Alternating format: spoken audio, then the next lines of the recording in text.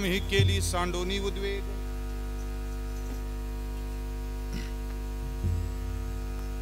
भक्ती आम्ही केली सांडोनी उद्वेग. साऊंडचा जो आवाज येतोय ना आजचा तो नाही आला पाहिजे. कुठला आवाज येतो? गुणगुण आवाज कुठला येतो? हामिंग कुठला मात्र? हा काय या साऊंड मधनं आवाज येतो?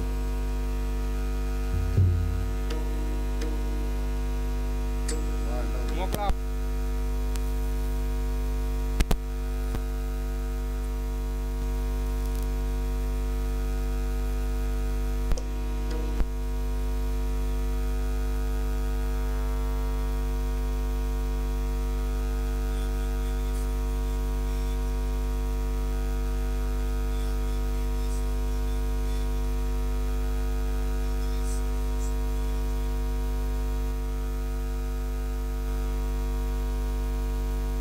कामा झाले धरिता याचा संग,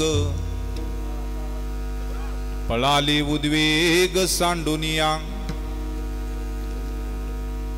तुका म्हणे सुख बहु झाले जीवा, तुका म्हणे सुख बहु झाले जीवा. घडली या सेवा विठोबाची, सुखामा झाले धरिता याचा संग, पळाले उद्वेग सांडोनिया. अगाये उदारा आगा विश्वंभरा, अगाये उदारा विश्वंभरा, अगाये उदारा आगा विश्वंभरा, अगाये उदारा आगा विश्वंभरा. रखुमाईच्या वरा पांडुरंगा, रखुमाईच्या वरा पांडुरंगा, रखुमाईच्या वरा पांडुरंगा. अगाये अगाये उदारा आगा विश्वंभरा, अगाये उदारा आगा विश्वंभरा.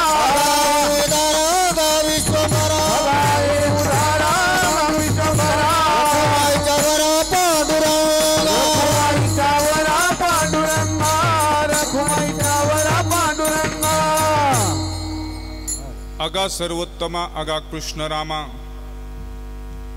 आगा मेघ श्यामा विश्वजनित्या. ते बंद झालं शिवाय मजा नाही येणार. ते काहीतरी बघावा हे वाच. हॅलो मी नाही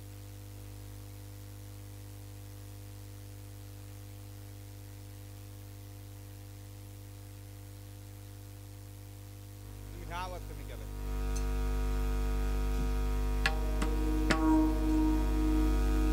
आगा सर्वोत्तमा आगा कृष्ण रामा, आगा मेघ श्यामा विश्वजनित्या. आगा कृपावंता जीवन तू दाता, आगा सर्व सत्ता धरतिया. आगा सर्व जाना आगा नारायणा, करुणा वचना चित्त द्यावे.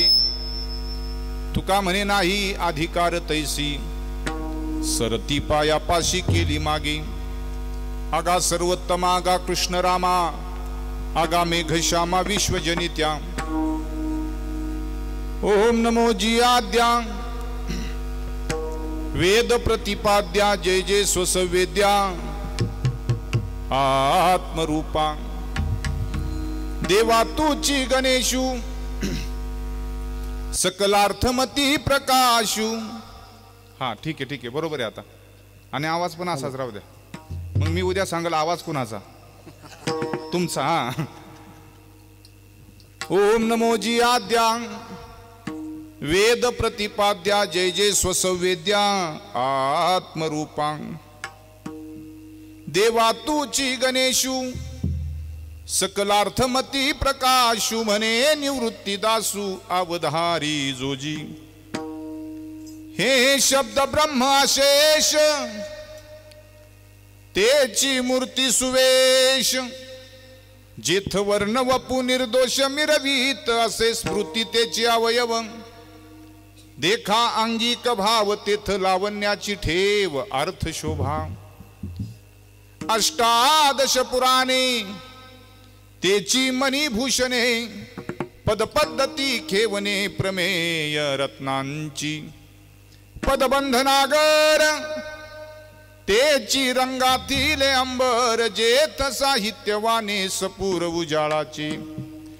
ओंकार प्रधान रूप गणेशाचे, ओंकार प्रधान रूप गणेशाचे ओंकार प्रधान रूप गणेशाचे ओंकार प्रधान रूप गणेशाचे तीन देवाचे जन्मस्थान हे तीन देवाचे जन्मस्थान ओंकार प्रधान रूप गणेशाचे ओंकार प्रधान रूप गणेशाचे देवाचे जन्मस्थान हे तीन देवाचे जन्मस्थान ओंकार प्रधान रूप गणेशाचे ओंकार प्रधान रूप गणेशाचे आकार तो ब्रह्मा उकार तो विष्णु उपार तो विष्णु आकार तो ब्रह्मा उकार तो विष्णु उपार तो ब्रह्मा उपार तो विष्णु मकर महेश्वर निर्मियेला मकर महेश्वर निर्मियेला ओंकार प्रधान रूप गणेशाचे ओंकार प्रधान रूप गणेशाचे ओंकार प्रधान रूप गणेशाचे ओंकार प्रधान रूप गणेशाचे रूप गणेशाचे अकार चरण युगल उकार उदार विशाल मकार महामंडल मस्तककारे ओम नमो गणनायका सर्व सिद्धी फलदायका अज्ञान भ्रांती छेदका बोधरूपा भक्ती आम्ही केली सांडोनी उद्वेग पावलो हे संग सुखयाचे सुखामा झाले धरिता याचा संग पळाले उद्वेग सांडोनिया.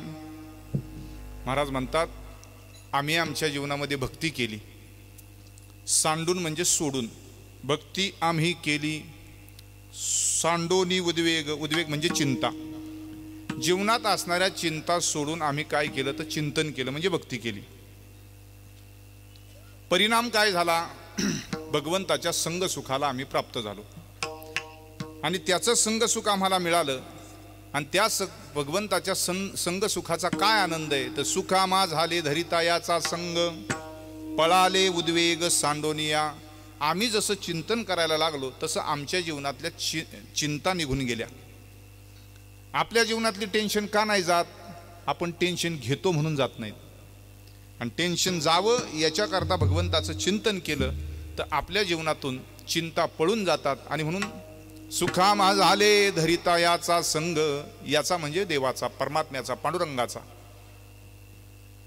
पळाले उद्वेग सांडोनिया चिंता थांबल्या नाहीत मग चालत गेल्या का तुकोबाराय सांगतात अशा पळत निघून गेल्या. मग हे कशानं घडलं तुका म्हणे सुख बहु झाले जीवा घडली या सेवा विठोबाची. याला सगळ्याला कारणीभूत काय होतं तर परमात्म्याची सेवा आणि त्या सेवेचं फळ काय आम्हाला मिळालं तर सुखामा झाले धरिता याचा संग पळाले उद्वेग सांडोनिया. हो. प्रस्तुत प्राप्त प्रसंगी आज या ठिकाणी सालाबाद प्रमाणे गेली 23 वर्षापासून अमर तरुण मंडळ सिद्धिविनायक सेवा ट्रस्ट आयोजित कीर्तन महोत्सवाचं अत्यंत सुंदर भव्य दिव्य असं आयोजन केलं जातं. याही वर्षी 23व्या वर्षामधला आजचा 3रा दिवस आहे. त्यानिमित्तानं आज कीर्तनरूपी सेवेसाठी घेतलेला अभंग तुकाराम महाराजांचा अत्यंत सोपा 3 चरणाचा. आज हा अभंग सगळे पाठ करून घरी जाणार आहेत आणि मगच जेवणार आहेत असं वाटतंय मला. सोपं आहे ना. भजन केलं की भोजनाचा आनंद विशेष असतो पण पोट भरून जेवण्याच्या अगोदर पोट भरून भजन करावं.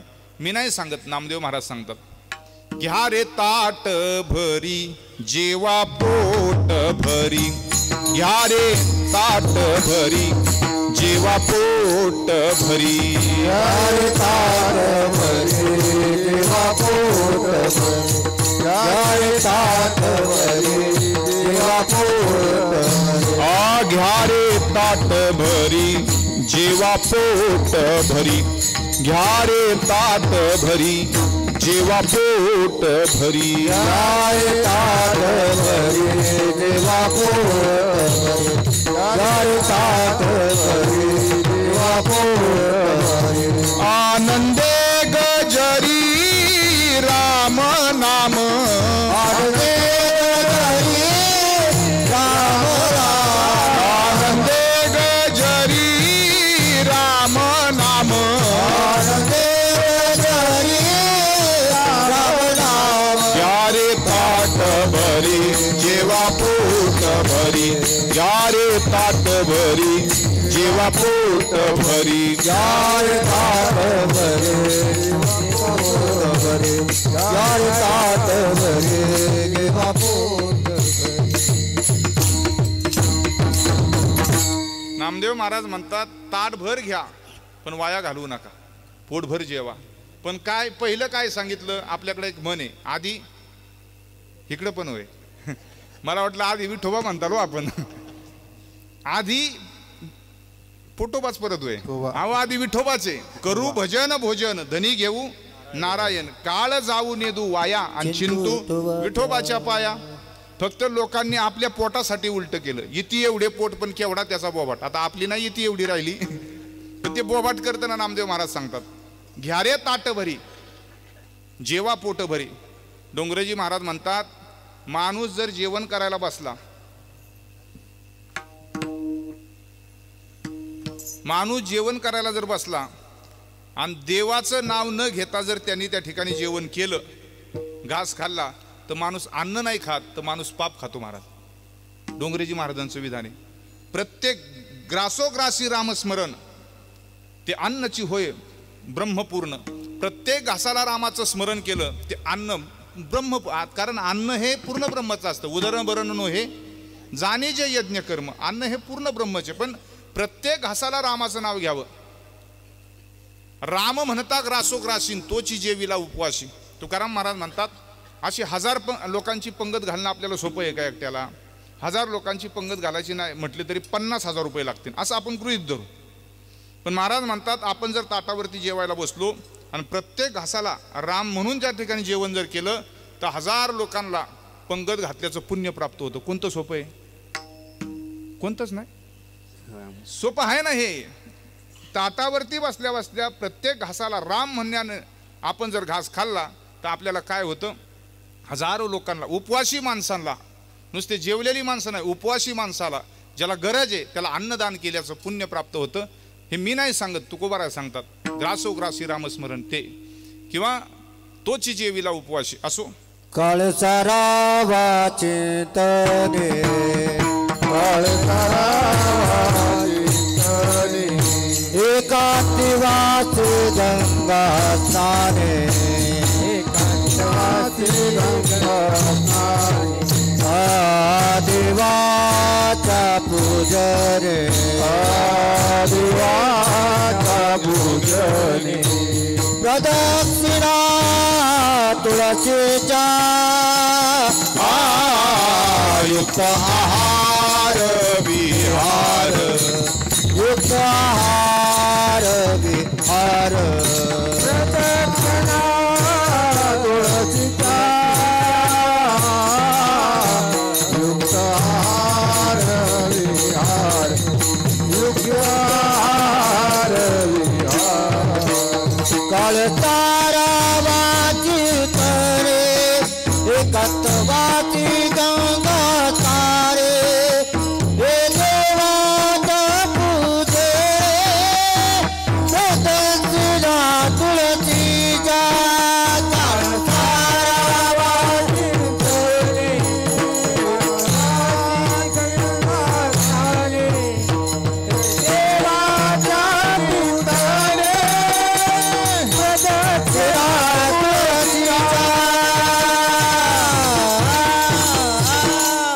प्रत्येक माणसाचा काळ कशामध्ये गेला पाहिजे तुकाराम महाराजांनी सूत्र सांगितलं, आपल्याला जगण्याचं सूत्र सांगितलं. काळ सारावा चिंतने, चिंतनात काळ गेला पाहिजे.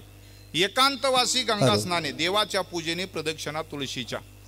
मग चिंतन करण्याकरता किती खावं? युक्त आहार विहार, नेम इंद्रियासी सार, नसावी बासर. माणसाने इतकं खाऊ नये की खाल्ल्याबरोबर झोप लागल. काही काही खाता खाता झोपतात. खाल्ल्याबरोबर झोप लागल इतकं खाऊ नये. म्हणून युक्त आहार विहार, नेम इंद्रियासी सार, नसावी बासर, निद्रा बहुभाषण. म्हणून परमार्थ महाधन, जोडी देवाचे चरण. आव्हावया जतन, हे उपाय लाभाचे. युक्त आहार विहार, नेम इंद्रियासी सार. देह समर्पिजे देवा, भार काहीच न घ्यावा. होईल घवा, तुका म्हणे आनंद. युक्त आहार विहार, नेम इंद्रियासी सार. संत माणसं भक्ती केल्यानंतर संतांना आनंद होतो.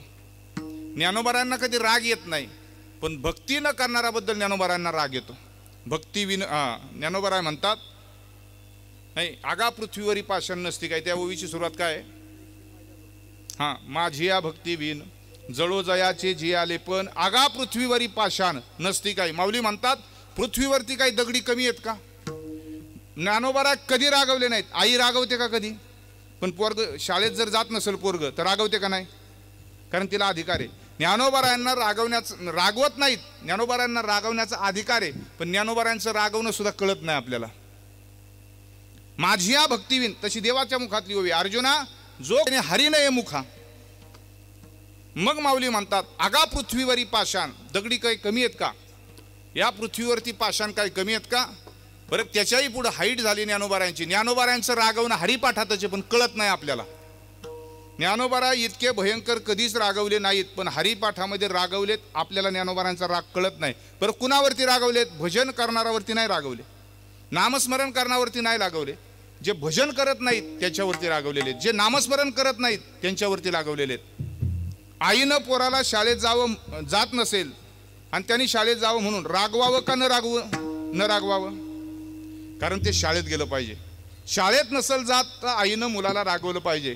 तसं ज्ञानोबाराया, आपण जर भजन करत नसेल, नामस्मरण करत नसेल तर ज्ञानोबाराया रागवतात. पण ज्ञानोबारायांचा राग बघा, ते जीव जंतुसी केवी कळे, केवी कळे, ते जीव जंतुसी केवी कळे.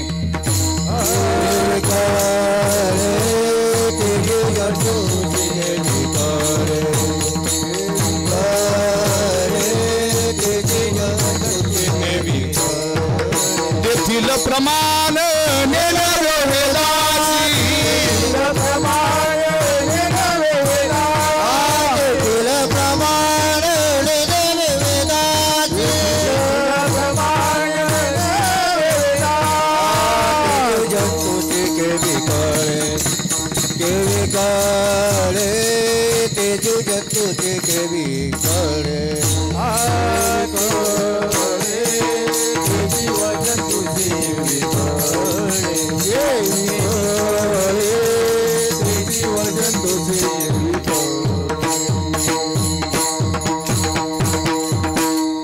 वेदाचं प्रमाण धरून ज्ञानोबाराय आपल्याला बोलतात, ते जीवजंतूशी केवी कळे. नाहीच कळलं तर जीवजंतू काय आणि माणूस काय, फरक काय?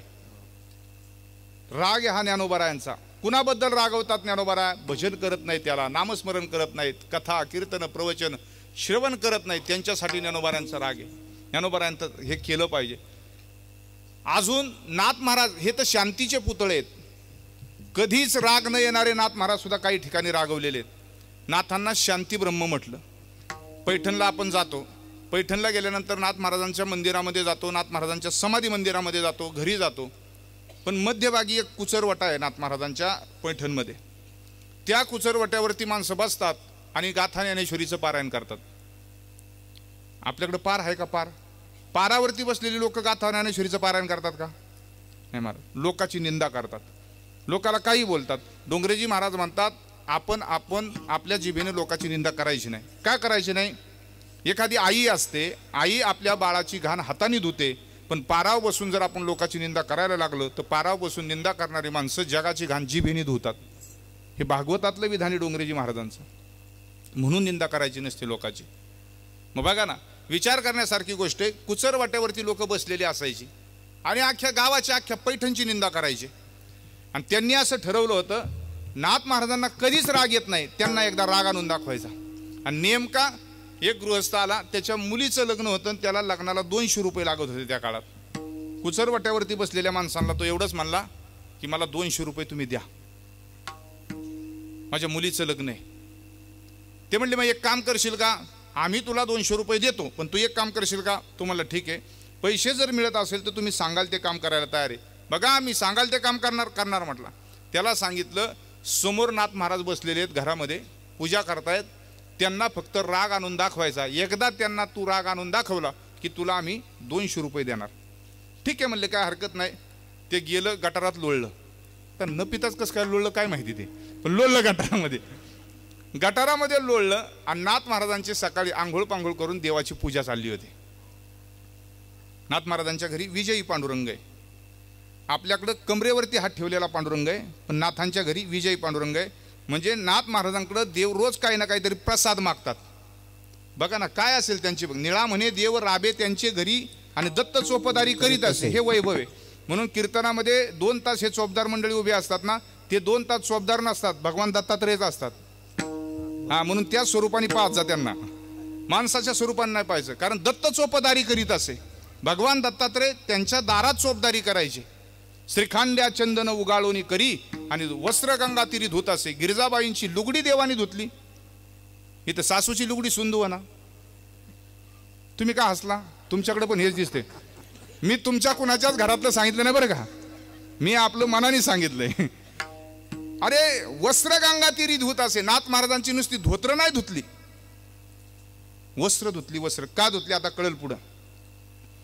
तो माणूस 200 रुपयासाठी कुचरवट्यावरच्या लोकांचं ऐकलं, गटारामध्ये लोळला, तिथून निघाला. आणि निघाल्यानंतर नाथ महाराज पूजा करत होते. भरलेल्या अंगानं नाथ महाराजांच्या मांडीवरती येऊन बसला. काय करायला पाहिजे होतं? आपण काय केलं असतं एवढंच सांगा फक्त. आपण काय केलं असतं एवढं मनात आणा. आता कुणी शिव्या दिल्या असत्या, कुणी थोबाडला असता, कुणी काय केलं असतं, आलं का नाही सगळं मनात? आपल्या जर मांडीव असा कुणी गृहस्थ, अहो ते जाऊ द्या मांडीव बसण्याचं, शर्टाला घाण लागू द्या की त्याचा हात लागू द्या की फक्त खराब झाला रे शर्ट, आपण असं सहज म्हणतो. विचार करा, भरलेल्या अंगानं नाथ महाराजांच्या मांडीवरती तो ज्यावेळेस बसला त्यावेळेस नाथ महाराजांनी गिरिजाबाईंना म्हणजे पत्नीला आवाज दिला. नाथ महाराज जगाला सांगतात त्यांच्या चरित्राच्या माध्यमातून. ल.रा. पांगारकरांनी नाथ महाराजांचं चरित्र लिहिलं आहे आणि त्याच्यामध्ये असं एक वाक्य आलंय, नाथ महाराज जगाला सांगायचे, देवानी मला पत्नी नाही दिली तर पत्नीच्या रूपानं रोजचा सत्संग दिलाय महाराज. काय उंची आहे. नवऱ्यानं बायकोचं वैभव कसं सांगावं याचं उत्तम उदाहरण आहे. वादविवाद कधीच नाही, सारखं चिंतनामध्ये मदत करायच्या गिरिजाई साहेब. आता नेमकं असं झालं, भरलेल्या अंगानं बसलेला माणूस, नाथ महाराज काहीच म्हटले नाहीत, फक्त एवढंच म्हणले, अगं गिरिजा लेकरू भरले बघ, त्याला आंघोळ घाल. रागवले नाहीत. त्याला हाताला धरलं गिरिजाई साहेबांनी, आतमध्ये नेलं. त्याला कोणता साबण वापरला माहिती नाही, पण आंघोळ घातली, स्वच्छ केला त्याला. नाथ महाराजांची नवीन कपडे त्याला घालायला दिले. झालं व्यवस्थित, सगळं झालं. तोपर्यंत इकडे नाथ महाराजांचं आंघोळ पूजा वगैरे सगळं झालं. आणि तेवढ्यामध्ये नाथ महाराज म्हणले, आता आलायस तर असा जाऊ नकोस, जेवण करून जा. म्हणजे स्वयंपाक तयार झाला होता, दोघेही जेवायला बसले. आता एका बाजूला नाथ महाराजांचं ताट, एका बाजूला याचं ताट. जेवण करायला सुरुवात केली. एक घास यांनी खाल्ला आणि गिरिजा आई साहेब अशा वाढत होत्या, वाकून वाढत होत्या. हा ताटावरचा उठला आणि आई साहेबांच्या पाठीवरती जाऊन बसला. बघा ना, पत्नीला, नाथ महाराजांच्या पत्नीच्या पाठीवरती जाऊन बसल्यानंतर नाथ महाराज म्हणतात, अगं गिरिजा लेकरू पडल बघ. गिरिजा आई साहेब काय म्हणले असतील, मला हरीला सांभाळायची सवय, तुम्ही काळजी नका करू. याला म्हणायचं परमार्थ महाराज. काहीच शांती कशी असते, शांती परते नाही सुख, येर अवघेची दुःख, मनवोनी शांती धरा, उतराल पैल तिरा, जगी शांती झाली होती परदेशी. नाथ महाराजांच्या भागवतातली ओवी आहे, ठाव न मिळे ती अशी. जगामध्ये शांतीला कुणीच घेत नव्हतं आणि ती इकडं तिकडं फिरत होती. आणि अशी असणारी शांती परदेशी झाली होती, ती आली संतापाशी. संतांजवळ शांतीला सुख मिळतं.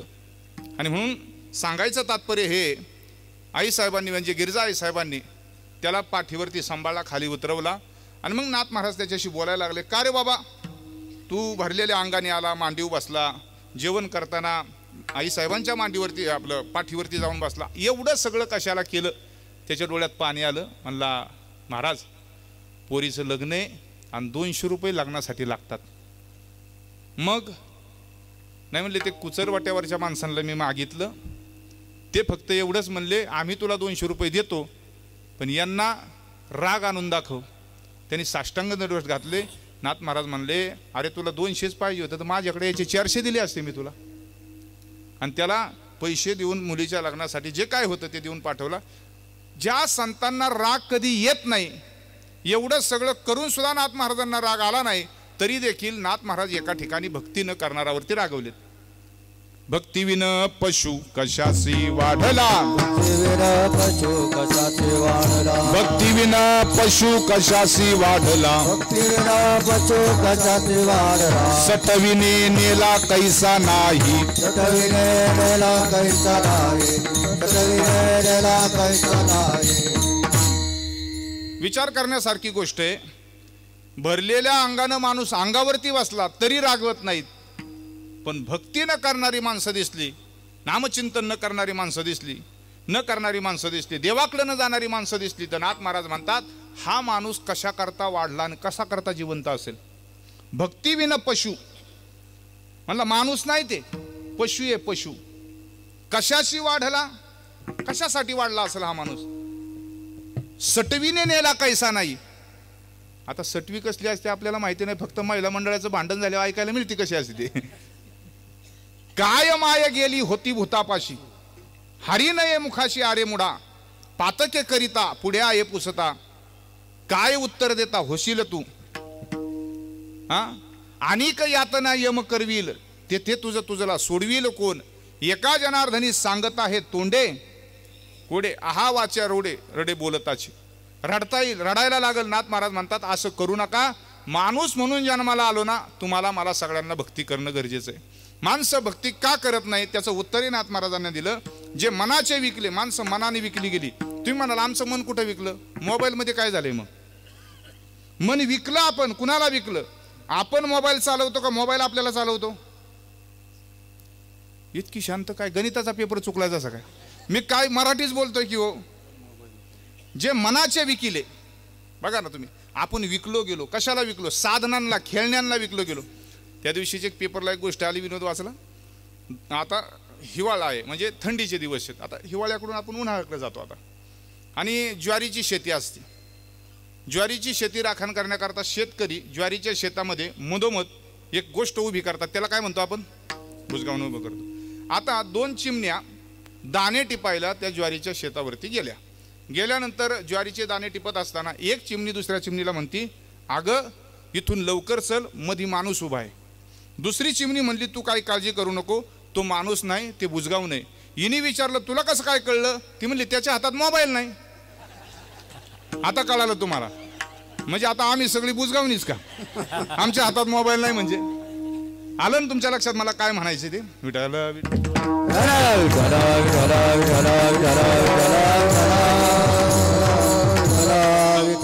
जे मनाचे विकिले, मनानी माणसं विकली, साधनांना विकली. नको त्या साधनांमध्ये माणसं अडकली. व्हॉट्सअपमध्ये अडकली, फेसबुकमध्ये अडकली, इंस्टामध्ये अडकली, ग्रंथामध्ये नाही कुणी अडकलं. इथं ज्ञानेश्वरीचं पारायण असतं. बाकीच्या ठिकाणी 2 तास वेळ दिला. ज्ञानेश्वरीच्या पारायणाच्या कालखंडामध्ये आपण जर 2 तास मोबाईलवर वेळ दिला, तो वेळ वाया गेला. पण इथं ज्ञानेश्वरीसाठी वेळ दिला तर ज्ञानोबा कधीतरी दर्शन देतील, आपला विचार करतील. म्हणून वेळ द्यावा ग्रंथांना, संतांना. म्हणून नाथ महाराज सांगतात, माणसं भक्ती का नाही करीत? जे मनाचे विकले, उपस्थांचे अंकिले. उपस्थांचे म्हणजे इंद्रियांच्या अधीन झाली माणसं. जे आपल्याला गोड वाटतं, जे इंद्रियांना गोड वाटतं, तेच माणसं करतात. ज्ञानोबारांचीच ओवी आहे, इंद्रिय जे जे म्हणती ते तेची जे पुरुष करती, ते तरलेची ना तरती विषय सिंधू. 6व्या अध्यायामध्ये ओवी आलेली आहे. माणसं, इंद्रिय जे जे म्हणतात तेच माणसं करतात. ज्ञानोबा म्हणले, अशी माणसं कधीच तरत नाहीत. अजून रसनेचे पोसणे झाले. रसना म्हणजे उन्हाळ्यात मिळतो तो नाही. रसना कशाला म्हणायचं? रसनेचे पोसणे झाले, निद्रेने केले घर जावई. काही माणसं झोपेच्या घरचेच घर जावई झालेले आहेत. झोपेशिवाय सुचत नाही, खाणं आणि झोपणं. मी नाही म्हणत, 400 वर्षापूर्वी नाथ महाराजांनी सांगितलं रसनेचे पोसणे झाले. माणसाला जे आवडतं ते आत्ताच्या क्षणाला पाहिजे, याला रसनेचे पोसणे झाले म्हणायचं. एकदा एक जावई सासरवाडीला गेला. हे सांगितलं की तुमचं मन असं फ्रेश होईल, मग कळेल तुम्हाला पुढे काय मला म्हणायचे ते.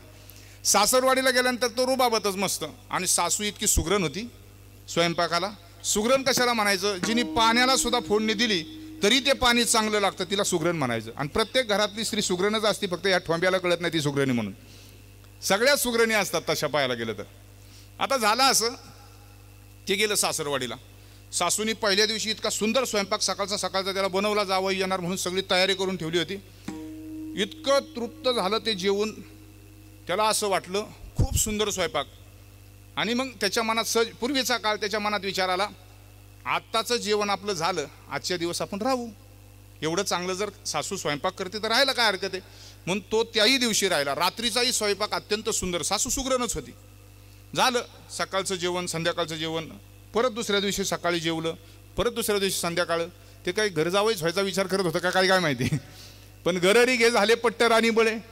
थांबलं. 1 दिवस झाला, 2 दिवस झालं, 3 दिवस झालं, 4 दिवस झालं, 8 दिवस झालं. सासू म्हणली आता वैतागले. 8 दिवसात 16 पदार्थ, 8 दिवसात 16 चहा, 8 दिवसात 8 नाश्ता. 8व्या दिवशी कुणी असले तरी आणि कसलाही जावई असला तरी सासू वैतागणारच आहे ना. 8 दिवसात 16 वेळा स्वयंपाक केला आणि इतका भारी स्वयंपाक त्यांनी, ते इतकं जीवन तृप्त झालं. त्याला असं वाटलं जे रसनेचे पोसणे झाले. याच्याकरता सांगतोय, माणसं रसनेची पोसणी कशी असतात. आणि आपलं पुणं तर जिकडे तिकडे खाऊ गल्लीच आहेत पुण्यात. कारण माणसं खाणारी आहेत, रसिक आहेत माणसं खाण्याच्या बाबतीतली. आता 8 दिवसात त्यांनी 16 पदार्थ खाल्ले. शेवटी सासूला काळजी वाटली. तिने नवऱ्याला बोलवून घेतलं. म्हणली अहो 8 दिवस झालं पाहुणा जायलाच मागाना, आणि जा म्हणावं तर पोरीचा प्रश्न आहे, आणि नाही जा म्हणावं तर मला शेजारी पण जाता येणार कुणाकडे बोलायला. त्याला काहीच करता येणार. करायचं काय? सासरा म्हणला मला पण प्रश्न पडलाय, माझी कामं राहिलेत पण जावयामुळे थांबावं लागतंय ना घरी, काहीच करता येणार. कसं राहावं कसं? म्हणून आता कळालं 8 दिवस कुणाच्या घरी राहायचं नाही. आता झालं असं, पाहुणा जायला तयार नाही. दोघं नवरा बायको विचार करतात पाहुण्याला जा कसं म्हणायचं, पुरीचा प्रश्न, जा कसं म्हणायचं. मग त्या नवरा बायकोने असा विचार केला, असा पाहुणा जात नाही ना, आपण भांडणं करू म्हणलं. हा म्हणला आपण भांडणं करू. ती म्हणली तुमचं डोकं फिरलं काय, 25 वर्षात आपली एकदाही भांडणं नाही, आज कसं भांडायचं? खरं आहे का 25 वर्षात एकदाही नाही? 25 मिनिटाला होतात म्हणा, 25 वर्षाचं काय सांगितलं? 25 वर्षात एकदाही भांडणं नाही, आता काय? ही म्हणली नाही नाही. हा म्हणला खरी नाही भांडणं ग, खोटं खोटं भांडू. आणि मग दोघांचं ठरलं खोटं बांधायचं. यांनी मोठमोठ्याने शिव्या दिल्या, ती मोठमोठ्याने रडायची, हा मोठ्याने बोलायचं, ती मोठ्याने रडायची. यांनी 25 वर्षाच्या एकदम शिव्या काढल्या, ती 25 वर्षाचं रडून घेत होती. आता त्याला संधीच मिळाली, ती रडायची, हा शिव्या द्यायचा. 5 मिनिटं झाली, 10 मिनिटं झाली, अर्धा तास झाला, 1 तास झाला. भांडण चालू झालं होतं 7 वाजता, 7:15 वाजले तरी मिटत नव्हतं. 1/4 तास झाला तरी पाहुणा हॉलमध्ये बसूनच होता. ह्या दोघांनी विचार केला एवढी भांडणं झाली तरी पाहुणा का आला ना. हा म्हणला बघ शेवटचे 5 मिनिटं तुला मी मोठ्याने शिव्या देतो, मोठ्याने बोलतो, तू मोठ्याने आदळापट कर. आता ते काय सांगावं लागतं का बायकांना? तू म्हणला कर, तू मोठ्याने आदळापट कर, बघू पाहुणा गेला तर गेला. ह्यानी मोठ्याने परत 5 मिनिटं शिव्या दिल्या, मोठ्याने आरडला, बोलला, ती रडायची, मोठ्याने आरडायची. सगळं झालं, पाहुणा हॉलमध्ये बसून ऐकायचा. शेवटी आता तिला दमच निघाला. ती म्हणली 25 वर्षात तुम्ही मला बोललेत, शिव्या दिल्यात, रडवलंय ना, जा म्हणले काय खायचे ते खा, स्वयंपाकच करणार नाही. एवढं म्हणली तसं जावयाने पिशवी भरली आणि ते गेलं घरातून बाहेर निघून. घरातून जसं बाहेर निघून गेलं, ह्या सासू सासऱ्यांच्या लक्षात आलं, दरवाजाचा आवाज आला ना, पिशवी भरून पाहुणा निघून गेला, तरी ही रडतच होती. हा म्हणला कशाला रडती, तशाही बायका लवकर जाग्यावर येत नाहीत, एवढं कशाला रडती, मी काय तुला खरं खरं बोललो होतं का, खोटं खोटं शिव्या दिल्या होत्या? ती म्हणली मी तरी कुठं खरं रडते, खोटंच रडते ना. तेवढ्यात ते दरवाजा उडून आतमध्ये आलं, ते म्हणते मी पण खोटं खोटंच गेलो होतो ना. लटिका व्यवहार सर्व हा संसार,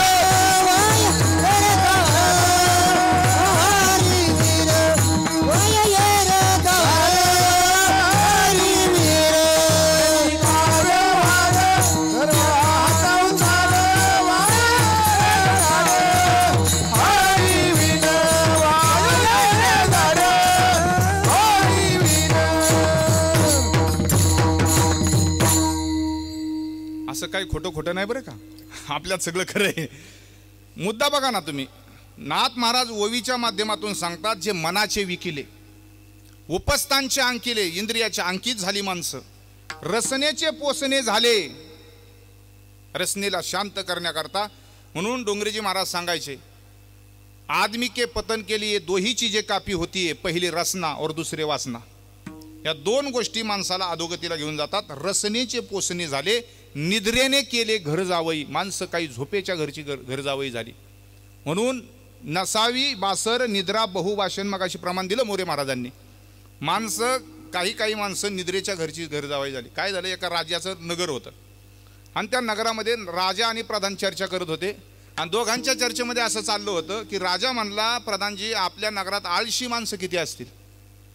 प्रधानजी म्हणला, तशी नाही सांगता यायची, पण आपण बघू तर खरं किती आळशी आहेत. म्हणून प्रधानजींनी सांगितलं, आपण एक असं मोठं आळशी घर बांधू आणि आपण बोर्ड लावू की आजपासून 8 दिवस जेवण खावण आंघोळ पांघोळ सगळं तुम्हाला त्या खोलीमध्ये खायला मिळेल, फक्त माणसांनी येऊन थांबायचं. अशी सूचना लावल्याबरोबर अख्ख्या नगरातली लोक त्या आळशी घरामध्ये आले. अख्खं आळशी घर फुल झालं आणि राजा आणि प्रधान पाहायला आले आणि पाहतात तर अख्खं नगरच्या नगर आळशी घरामध्ये. माणसं बसले, जेवतेत, कुणी झोपले, कुणी खातंय, अमुक तमुक असं तसं. प्रधानजीला आणि राजाला प्रश्न पडला, अख्खं नगर कसं काय आळशी असू शकतं, अख्खं नगर आळशी नाही. मग विठ्ठल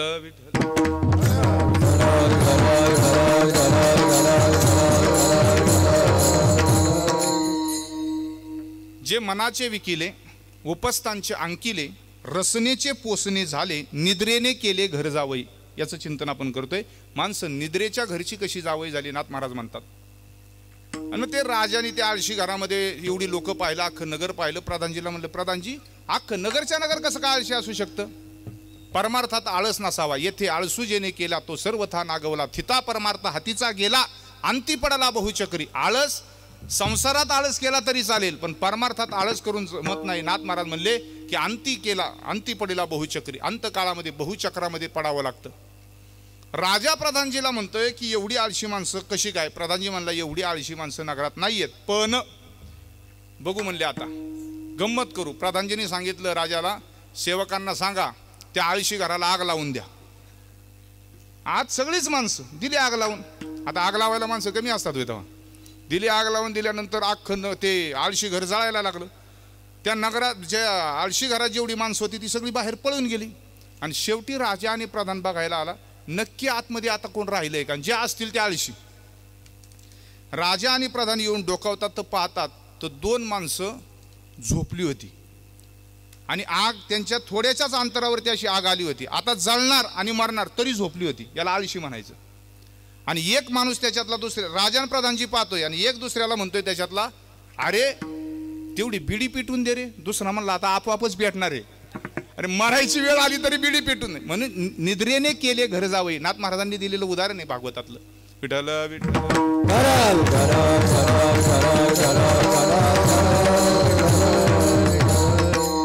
आपलं चाललं होतं. संतांना राग येत नाही. राग केव्हा येतो, भक्ती न करणारी माणसं ज्यावेळेस दिसतात, भक्ती न करणाऱ्याच्या बद्दल नामदेव महाराज सुद्धा ज्ञानोबा कधी न रागवणारे, नाथ महाराज कधी न रागवणारे. भक्ती कसती अशी, नामदेव महाराजांना विचारा ना, तुझे चरणीचा मज होय वियोग, जाईल माझा प्राण तत्क्षणी. त्या क्षणाला माझा प्राण गेलेला असेल देवा, ज्या क्षणाला मी तुझे चरण विसरलेलो असेल. बघा ना, एकही क्षण, जसं आपण आपल्या जवळची वस्तू मोबाईल विसरत नाही महाराज. नाथ महाराज म्हणतायत, नामदेव महाराज म्हणले, तुझ्या चरणाचा ज्या क्षणाला वियोग होईल त्या क्षणाला माझा या जगात प्राण नसेल, जाईल माझा प्राण.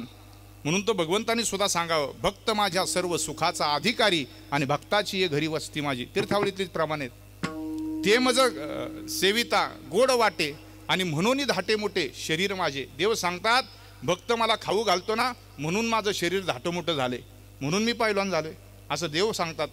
भक्ताचं मी उच्चिष्ट खातो ना म्हणून माझी कांती आणि रोमावळी कशी झाली, तर त्या भक्ताने माझ्यावरती लावलेला जीव, भक्ताने मला खाऊ घातलं. माझ्या सर्व सुखाचा अधिकारी माझा भक्त आहे. नामदेव महाराजांचा तीर्थावळीतला संवाद आहे. असो, आणि म्हणून भक्ती का करावी, करा हरिभक्ती येईल परलोकी कामा, आणि सोडवी न यमापासून या. आपल्याला साठविल्या धन होईल ठेवणे, आणि तैशी नारायणे जोडी करा, याच्यासाठी भक्ती करावी. म्हणून नाथ महाराज म्हणले भक्ती भक्ती म्हणजे नक्की काय, नक्की भक्तीची व्याख्या काय. अहर्निशी माझी कथा, अहर्निशी माझी वार्ता, अहर्निशी माते ध्याता भक्ती तत्वता या नाव. इतकी गोड इतकी सोपी व्याख्या नाथ महाराजांनी केली.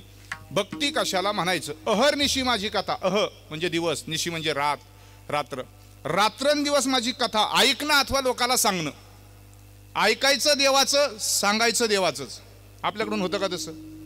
आपण ऐकतो एक आणि सांगतो दुसरं. नाथ महाराज म्हणले अहर्निशी माझी कथा, जो कोणी अहर्निशी माझी कथा ऐकतो अथवा सांगतो. अहर्निशी माझी वार्ता, अहर्निशी माते ध्याता भक्ती तत्वता या नाव. माझी कथा ऐकतो, माझी कथा लोकाला सांगतो, याचं नाव भक्ती आहे. रात्रंदिवस भगवंताचं चिंतन. म्हणून भागवतातलं एक विधान वाचण्यात आलं, माणसाने एकांतामध्ये काय करावं आणि लोकांतामध्ये काय करावं. माणूस एकांतामध्ये असला की देवाशी बोलावं आणि लोकांतामध्ये आला की देवाचं बोलावं, याला म्हणायचं भक्ती. ही भक्तीची गोड व्याख्यानात महाराज सांगतात. अहर्निशी माझी कथा, अहर्निशी माझी वार्ता, अहर्निशी माते ध्याता भक्ती तत्वता या नाव. विठ्ठल विठ्ठल.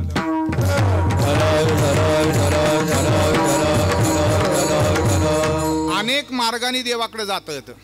कुणी ज्ञानाच्या मार्गाने निघतं, कुणी योगाच्या मार्गाने निघतं, कुणी भक्तीच्या मार्गाने. आता पंढरपूरला आपल्याला जायचंय.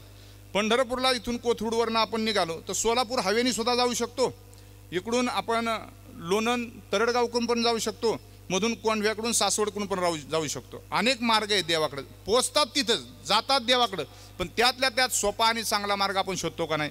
लवकर जाणारा आणि चांगला मार्ग आपण शोधत असतो. तसा देवापर्यंत पोहोचण्याचा चांगला मार्ग आणि लवकर देवापर्यंत पोहोचण्याचा मार्ग कोणता असेल तर तो भक्तीचा मार्ग आहे. आणि म्हणून योगाच्या मार्गाने जात असताना उदाहरण सगळ्यांना माहिती आहे. योगाची या वाटा माऊली म्हणतात, योगाच्या वाटेने जी माणसं निघाली, योगाची या वाटा जे निघाले गा सुभटात, या दुःखाची या वाटा भागा आला, भागा आला तया दुःखाची या वाटा जे निघाले गा सुभटा. योगाची या वाटा, जी माणसं योगाच्या वाटेने निघाली त्यांच्या वाट्याला काय आलं? दुःख आलं. म्हणून ज्ञानोबा काय म्हणतात, योग याग विधी येणे नोहे वायाची उपाधी दंभ धर्म.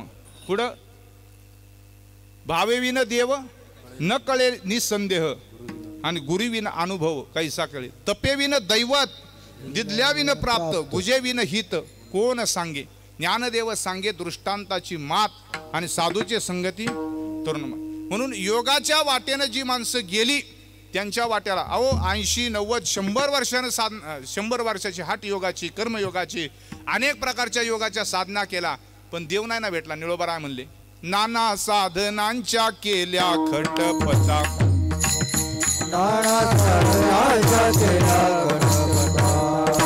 परित्यान पवतियाची या दारवंता,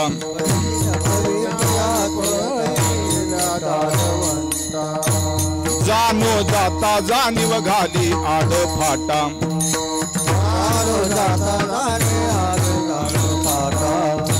योगाभ्यासी सिद्धी रोधी ताती वाटाहू,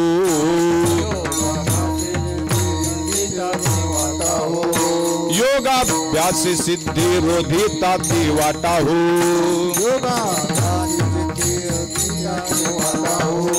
धन्य हे आनंदाची सापडली वेळ, धन्य हे आनंदाची सापडली वेळ,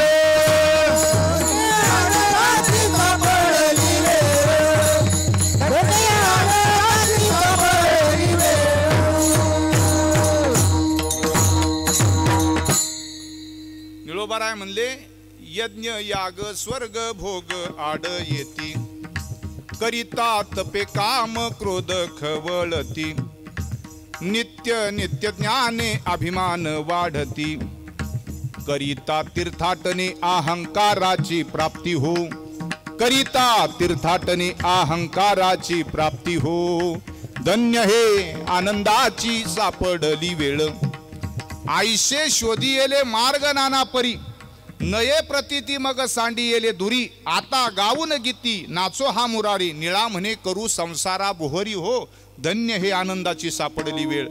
जगातला अनेक वाटा देवाकडे जातात, पण योगाच्या वाटेने गेलं तर योग अभ्यासे सिद्धी रोधी ताटी वाटावं, ज्ञानाच्या वाटेने गेलं तर अहंकार वाट्याला येतो, तीर्थाच्या वाटेने गेलं तर अभिमान तुमचा आमचा नित्य नित्य वाढतो. मग जायचं कोणत्या वाटेनं?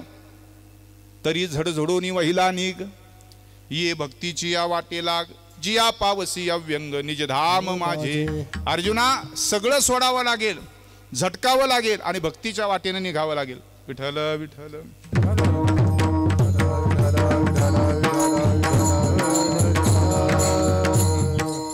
सांगून नमस्कार असतो. मी आपलं चिंतन चाललं होतं, जगातली वाट कोणती चांगली. तुकोबारांना प्रश्न पडला, देवाचं मोजमाप करायचंय. मन वाचा तीत तुझे हे स्वरूप, मनोनी मापे भक्ती केली. भक्तीची या मापे मोजी तो अनंता, भक्तीची या मापे मोजी तो अनंता, भक्तीची या मापे मोजी तो अनंता, भक्तीची या मापे मोजी तो अनंता, भक्तीची या मापे मोजी तो अनंता, भक्तीची या मापे मोजी तो अनंता. भक्तीची या मापे मोजी तो अनंता, भक्तीची या मापे मोजी तो अनंता. इतराणी तत्वतन मोजावी, इतराणी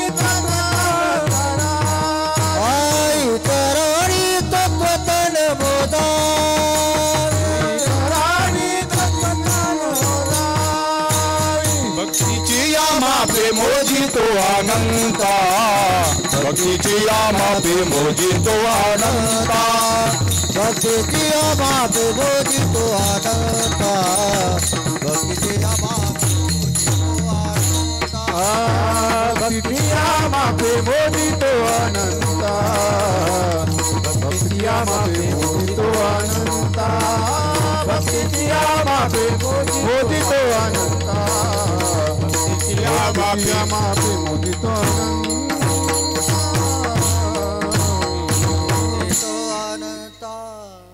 आणि फोटो सगळ्यांचा काढा बरं का. त्या दिवशी व्हॉट्सअपला एका मित्राने मेसेज केला, फोटो जरा लवकर काढत जा. फोटो उशिरा काढला म्हणून माणूस मेला. त्यांनी पोट आतमध्ये ओढून धरलं होतं, फोटो त्याने उशिरा काढला. म्हणून म्हणलं फोटो जरा लवकर काढत जा आणि सगळ्यांचा काढत जा. विठ्ठल विठ्ठल.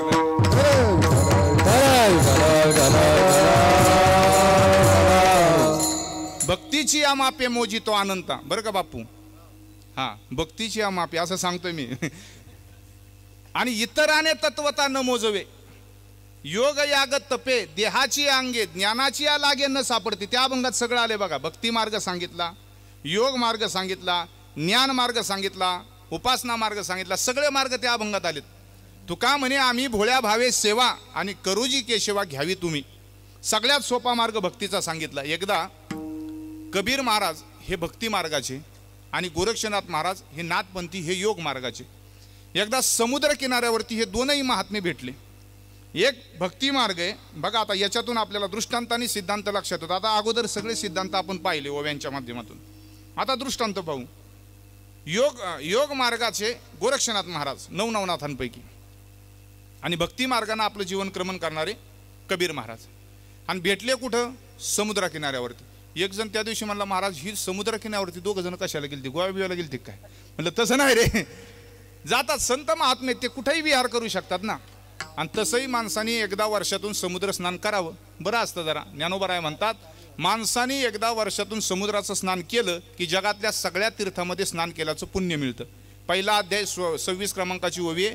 तीर्थे जिये त्रिभुवनी का घडती समुद्र अवघणी, ना तरी अमृत रस स्वादिनी रस सगळं. माऊली म्हणतात, वर्षातून एकदा समुद्राचं स्नान केलं की जगातल्या सगळ्या तीर्थाचं स्नान घडतं. म्हणजे याचा अर्थ असा नाही बरं का सप्ताह झाल्यावर गोव्याची ट्रिप काढायची, असं नाही. आपलं घडलं तर सांगतोय मी. मुद्दा आपला असा चालला होता, कबीर महाराज आणि गोरक्षनाथ महाराज एकत्र आहेत, दोन महात्मे. गोरक्षनाथ महाराज म्हणायला लागले, मग आमचा योगाचा मार्ग श्रेष्ठ आहे. कबीर महाराज म्हणले, तुमचा योगाचा मार्ग श्रेष्ठ आहे, मला काहीच हरकत नाही, तुम्ही श्रेष्ठच आहात. कारण भक्ती मार्गाची माणसं कडक नसतात, उलट ती नम्र असतात. म्हणून तर भक्ती ते नमन, त्यांच्याकडे नम्रताही असते, त्यांच्याकडे नमनही असतं, आणि मनाच्याही पलीकडं मन सोडून दिलेलं असतं. माणसं मनाव घेतात तेव्हा राग येतो, मनाव घेत नाही तेव्हा राग नाही येत बघा. म्हणून नमन असतं त्यांच्याकडं. कबीर महाराज म्हणले गोरक्षनाथ महाराजांना, काय हरकत नाही, तुमचा योगाचा मार्ग श्रेष्ठ. तरी गोरक्षनाथ महाराज म्हणले, असं मला मान्य नाही, आपल्यामध्ये स्पर्धा करावी लागेल, ठरवावं लागेल, काहीतरी परीक्षा पाहावी लागेल, तेव्हा आमचा योगाचा मार्ग श्रेष्ठ. कबीर महाराज म्हणले कशाला उगाच इलेक्शन लावताय, मी उमेदवारी रद्द करतो, तुम्ही उभे राहा. नाही नाही म्हणले तसं जमणार नाही. कबीर महाराज लहानपण घेत होते, त्यांना माहिती आहे ना लहानपण देगा देवा. भक्त हा इतका इतका कोमल असतो, इतका नाजूक असतो, इतका हळवा असतो, इतका नम्र असतो. ठीक आहे, तरी काय नाही होय करता करता गोरक्षनाथ महाराज म्हणले आपण परीक्षा पाहिजे. कबीर महाराजांना मान्य नव्हतं, पण तुमच्यासाठी ठीक आहे म्हणले, पाहू आपण परीक्षा. काय परीक्षा?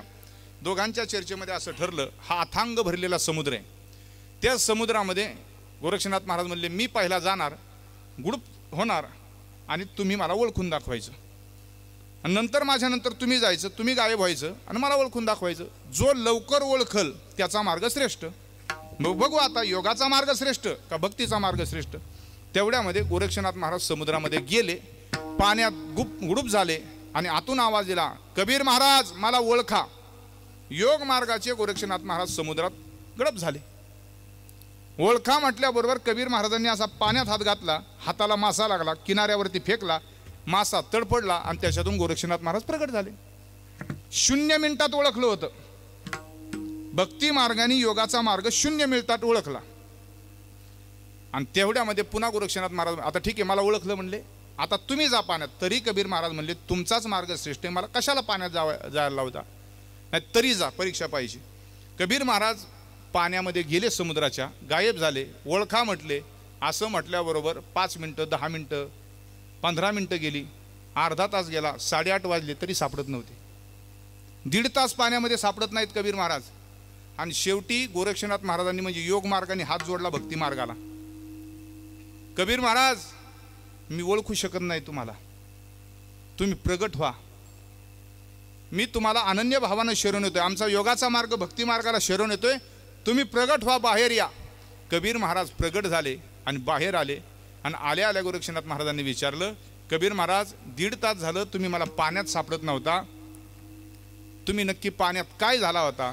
कबीर महाराजांनी सांगितलं मी समुद्राच्या पाण्यात पाणीच झालो होतो. गोरक्षनाथ महाराजांचं पाणी पाणी झालं. म्हणून भक्तीचा मार्ग अत्यंत श्रेष्ठ आहे. भक्ती पंथ बहु सोपा, पुण्य नागवे या पापा. परमात्मा भक्ती मार्गाने लगेच हाताला लागतो. म्हणून भक्तीच्याच मार्गाने भगवंताचं मोजमाप होतं. म्हणून तुकोबाराय म्हणतात आम्ही आमच्या जीवनामध्ये उद्वेग सोडले, याचा अर्थ काय, चिंता सोडली आणि परमात्म्याचं चिंतन केलं, परिणाम भगवंताचं संग सुख आम्हाला प्राप्त झालं. अभंगाचं पहिलंच भक्ती आम्ही केली साडोनी उद्वेग, भक्ती आम्ही केली सांडोनी उद्वेग, भक्ती आम्ही केली सांडोनी उद्वेग, भक्ती आम्ही केली सांडोनी उद्वेग, भक्ती आम्ही केली सांडोनी उद्वेग, भक्ती आम्ही केली सांडोनी उद्वेग, भक्ती आम्ही केली सांडोनी उद्वेग, भक्ती आम्ही केली सांडोनी उद्वेग, भक्ती आम्ही केली सांडोनी उद्वेग, भक्ती आम्ही केली सांडोनी उद्वेग, भक्ती आम्ही केली सांडोनी उद्वेग, भक्ती आम्ही केली सांडोनी उद्वेग, भक्ती आम्ही केली सांडोनी उद्वेग, भक्ती आम्ही केली सांडोनी उद्वेग, भक्ती आम्ही केली सांडोनी उद्वेग, भक्ती आम्ही केली सांडोनी उद्वेग. ओ पावलो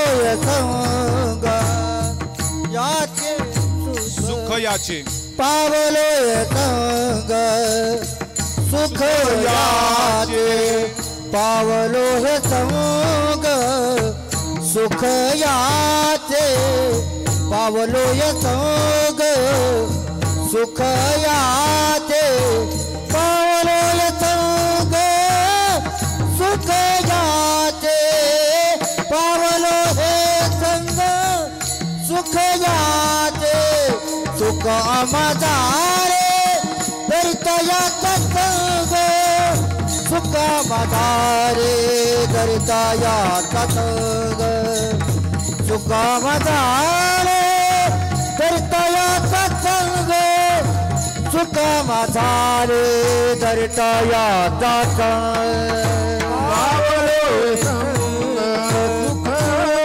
याचे पावलो संग सुख याचे पावलो संग सुख याचे पावलो संग सुख याचे पावलो संग सुख याचे पावलो संग सुख याचे सुख माझाने दरितयाचा संग सुख माझाने दरितयाचा संग सुख माझाने दरितयाचा संग सुख माझाने दरितयाचा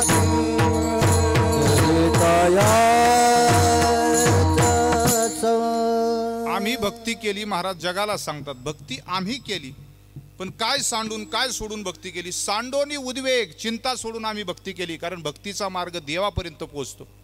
भक्ती देवापर्यंत घेऊन जाते. अहर्निशी माझी कथा आम्ही केली म्हणजे भक्ती केली. आणि मग सांडोनी उद्वेग चिंता सोडून भक्ती केली. त्याचा परिणाम त्याचा प्रसाद काय. पावलो हे संग सुख याचे. आम्हाला सुख झालं. जगामध्ये अनेक ठिकाणी आपण सुखासाठीच फिरणारी माणसं आहोत. कुठे बा इथं नाही सुख मिळालं तिथं जातो, तिथं नाही मिळालं तिथं जातो. अरे त्याचे सुख तुम्हा कळली यावरी आणि मग दारोदारी न हिंडाल. बाळकिडेमध्ये तुकोबाराय सांगतात कीर्तनाचं जर सुख आपल्याला कळलं तर माणसं कुठेही असू द्या बरोबर 7 ते 9 येणार का नाही. येणार का नाही 7 ते 9 थोडं लवकर येत चला. कशासाठी म्हणजे उद्यापासून महाराष्ट्रातली मोठमोठी मंडळी आपल्याकडे आहेत. कीर्तनातला म्हणजे एकही अक्षर आपलं वाया जाऊ नये.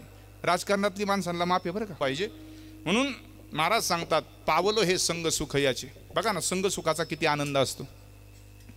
एकदा संगत अत्यंत महत्वाची आणि कुणाची नाही. तुका म्हणे आम्हा देवाचा सांगात आणि नाही विसंबत येर येरा. आम्ही संग करतो देवाचा आणि देवालाही वाटतं आम्हाला संतांचं सानिध्य मिळावं. एकदा गुरु आणि शिष्य. आता गुरु होते 70 वर्षाचे, शिष्य होता पोरगा 20 वर्षाचा. चालत चालत चालत रस्त्याने जात असताना दुपार झाली होती. जंगल लागलं आणि जंगलातून त्यांना पलीकडे जायचं होतं. आता तो पोरगा 20 वर्षाचा शिष्य जरा भित्रा होता.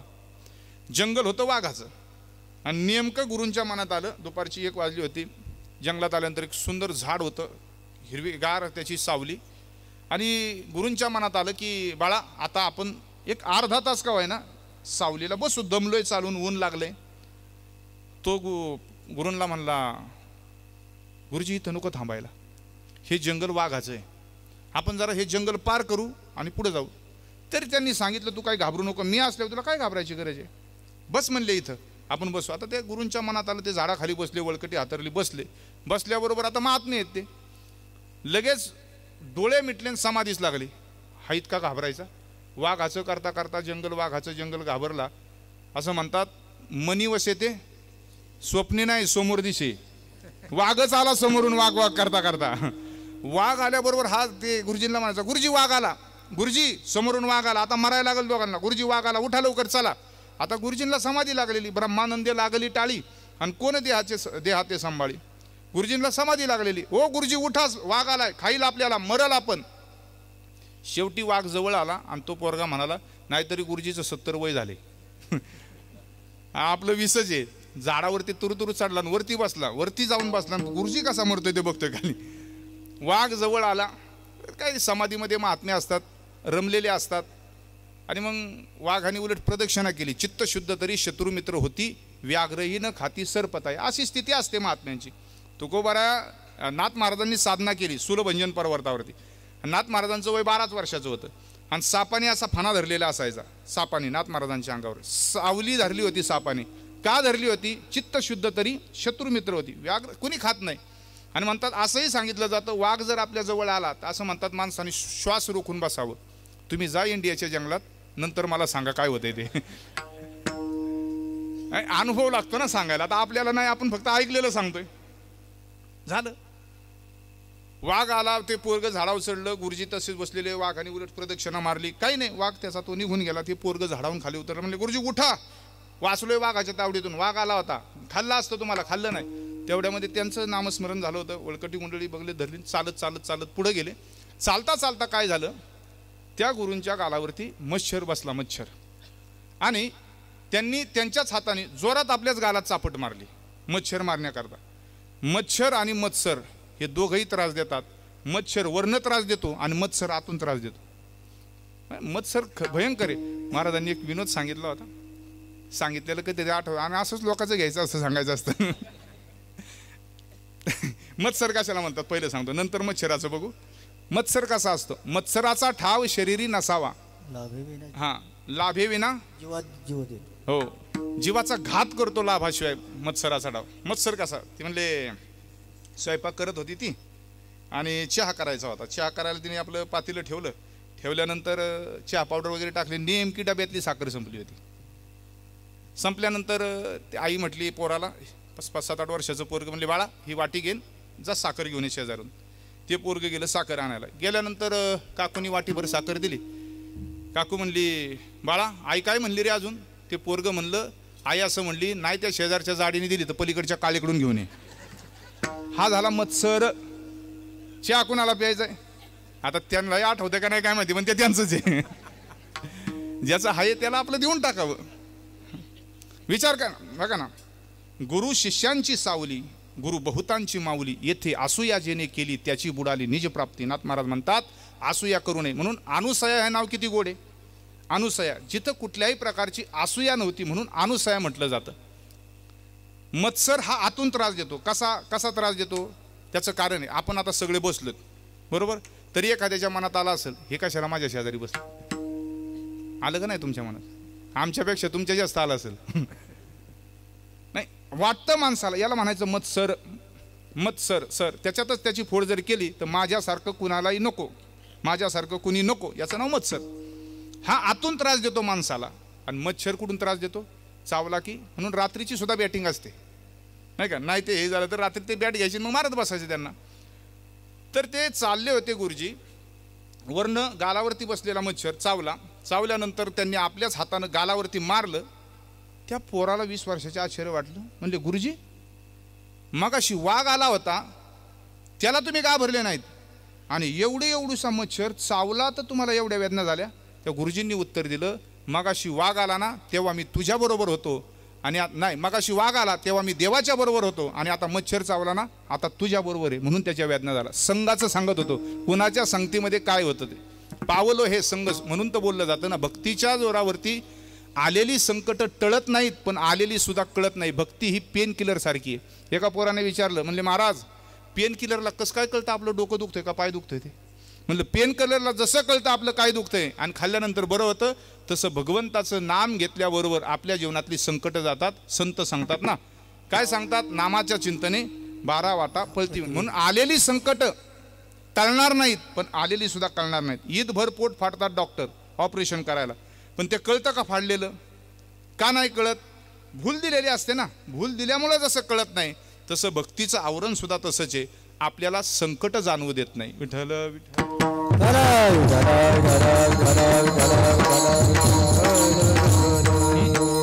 म्हणून त्याच्या संग सुखाचा आम्ही तुकोबारा सांगतात लाभ घेतला, आणि त्याचं संग सुख आम्हाला प्राप्त झाल्यामुळं आमच्या जीवनामध्ये सगळी सुख उभी राहिली. अभंगाचं दुसरे चरण. सुख माझाले दरितायाचा संग, सुख माझाले दरितायाचा संग,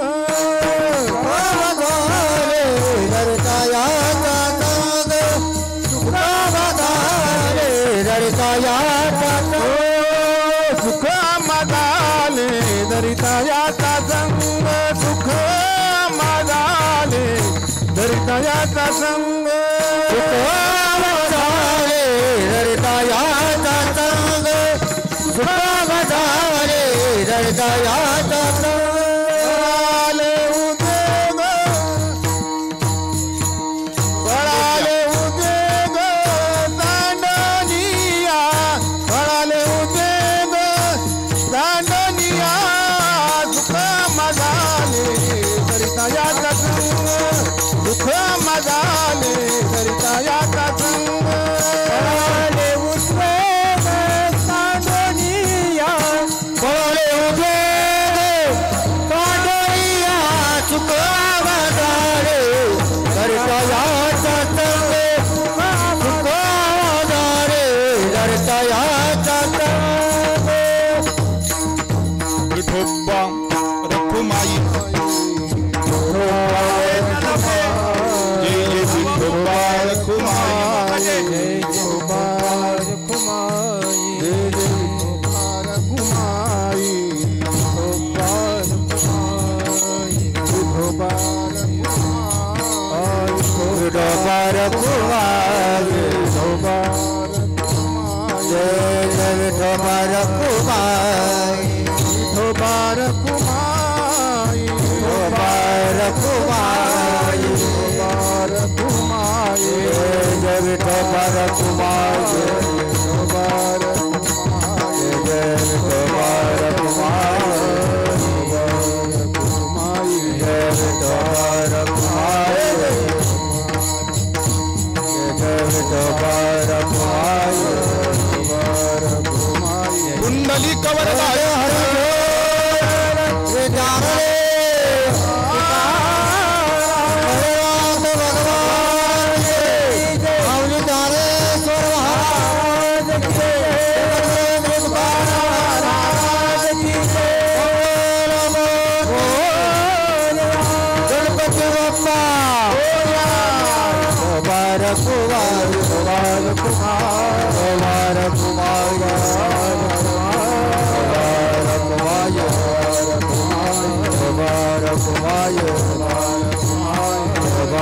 कुमार कुमार कुमार कुमार कुमार कुंडली कवरदार विठ्ठल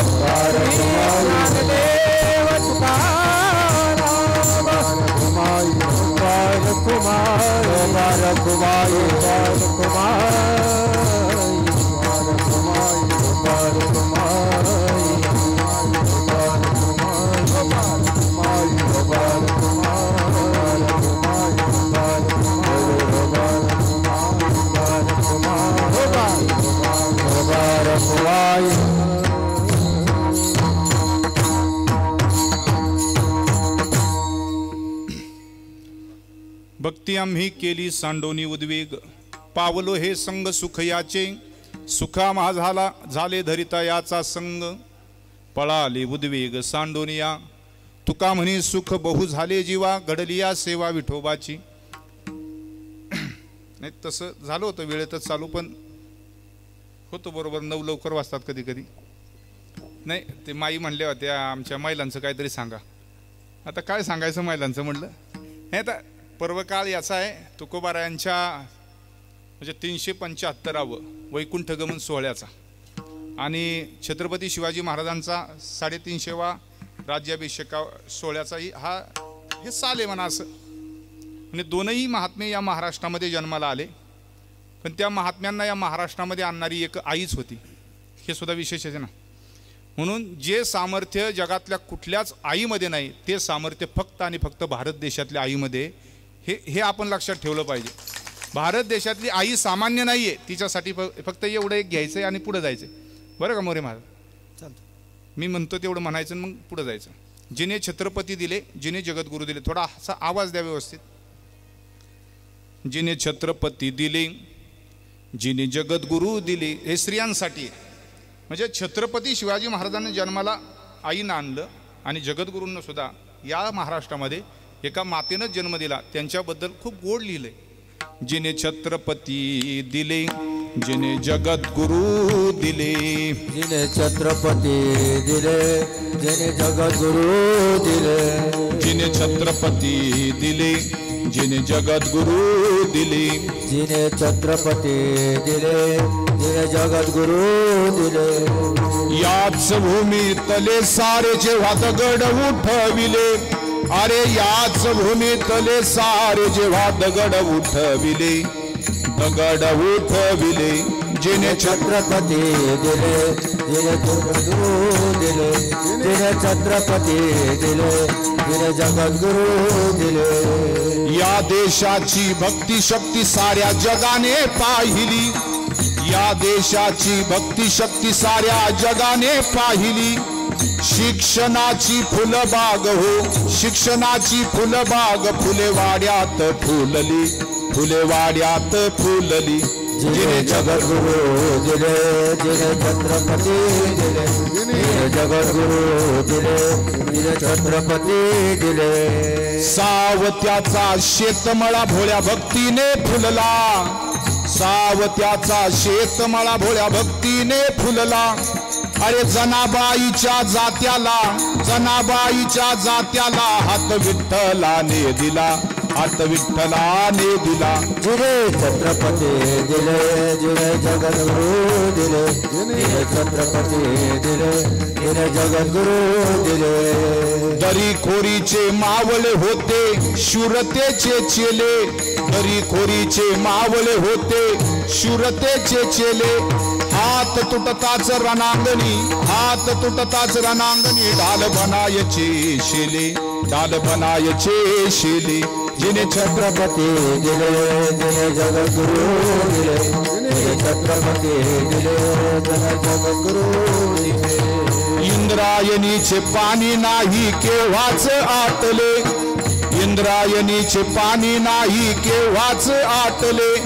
ज्ञानोबाच्या आळंदीत हो, ज्ञानोबाच्या आळंदीत पाय भिंतीला फुटले, पाय भिंतीला फुटले. जिने छत्रपती दिले, जिने जगद्गुरु दिले, जिने छत्रपती दिले, जिने जगद्गुरु दिले. सोन्यासारखा अभंग तुकोबाने उच्चारला, सोन्यासारखा अभंग तुकोबाने उच्चारला. सुभेदाराच्या सुनेने, सुभेदाराच्या सुनेने येथे सन्मान पाहिला, येथे सन्मान पाहिला. जिने जगद्गुरु दिले, जिने छत्रपती दिले, जिने जगद्गुरु दिले, जिने छत्रपती दिले. जेव्हा पुण्यात फिरला नांगराचा सोन फाळ, अरे तेव्हा देहू मध्ये वाजला भक्तिभावनेचा टाळ. आपली पुण्याची भूमी इतकी सामर्थ्यशाली, इतकी पुण्यवान, त्याचं कारण सांगितलं त्या पवाडा रसला जे ते दत्ता कवी त्यांनी असं लिहिलं, जगात अशी कोणतीच भूमी नाही नांगराला सोन्याचा फाळ लावला आणि नांगरली, एकमेव आपली पुण्याची भूमी आहे ती सोन्याच्या नांगरानं नांगरली महाराज. ही भूमी, या भूमीची ताकद सांगितलं म्हणून पुणे तिथे, हे त्याचंही एक उदाहरण असेल ना, सोनं लागलं या भूमीला. जेव्हा पुण्यात फिरला नांगराचा सोन फाळ, अरे तेव्हा देहू मध्ये वाजला भक्तिभावनेचा टाळ. आणि मी हे टाकळकर माऊलींच्या समोर सांगतो, भक्तिभावनेचा. महाराजांनी इतकं गोड वाक्य वापरलं होतं त्यांच्याबद्दल, म्हणजे जगात सगळीकडे टाळ वाजवले, फक्त पाकिस्तानमध्ये नाही वाजवले. आणि जर पाकिस्तानमध्ये वाजलाच असता तर त्या टाळाच्या जीवा पाकिस्तान जेवलं असतं महाराज, उपासमार झाली नसती. या देशाची भक्ती शक्ती साऱ्या जगाने पाहिली, विमानाचा ध्वजा म्हा त्याग शिकवतो, अरे त्याला सलाम करण्या हो सूर्य खाली उतरतो. आपल्या भारतभूमीचं वैभव सांगितलं त्यांनी, म्हणले आमच्या तिरंग्याला सुद्धा सलाम करण्याकरता उगवणारा सूर्य खाली झुकतो, ही भारताची ताकद आहे. इतका पवित्र आपला देश आहे, पवित्र ते कुळ, पावन तो देश, जेथे हरीचे दास जन्म घेते.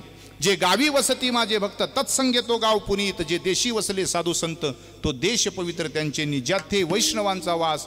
धन्यभूमी पुण्य देश, दोष नाही ओखदासी, दूत सांगे यमापाशी. या भूमीचं वर्णन केलेलं आहे. समतेची देशगाणी येथे पाखरे गातात, समतेची देशगाणी येथे पाखरे गातात, अरे मंदिर मस्जिदीमध्ये हो त्यांच्या मैफिली होतात, त्यांच्या मैफिली होतात. तीन गोष्टींना सीमारेषा नाही बघा. वाऱ्याला सीमारेषा नाही, कोणताही वारा कुठेही जाऊ शकतो.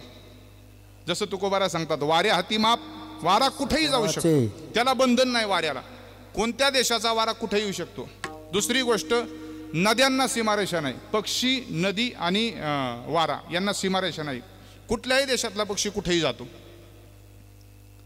झाडावरच्या पक्ष्यांना बरंच कळतं, पण महाराष्ट्रातल्या पक्ष्यांना अजून काहींना कळलंच नाही काय काय ते. समतेची देशगाणी येथे पाखरे गातात, अरे मंदिर मस्जिदीमध्ये हो त्यांच्या मैफिली होतात, त्यांच्या मैफिली होतात. जिने छत्रपती दिले, जिने जगद्गुरु दिले, महाराष्ट्र क्षेत्रामध्ये माता जिजाई महान, शिवनेरीच्या कुशीत जन्मला छत्रपती महान, जन्मला छत्रपती महान. देहू क्षेत्रामध्ये माता कनकाई महान, देहू क्षेत्रामध्ये माता कनकाई महान. इंद्रायणीच्या कुशीत जन्मला तुकोबा महान, जन्मला तुकोबा महान. नैवेद्य आला म्हणजे उरकायचं. हा केला इशारा जाता जाता आहे. विठ्ठल विठ्ठल.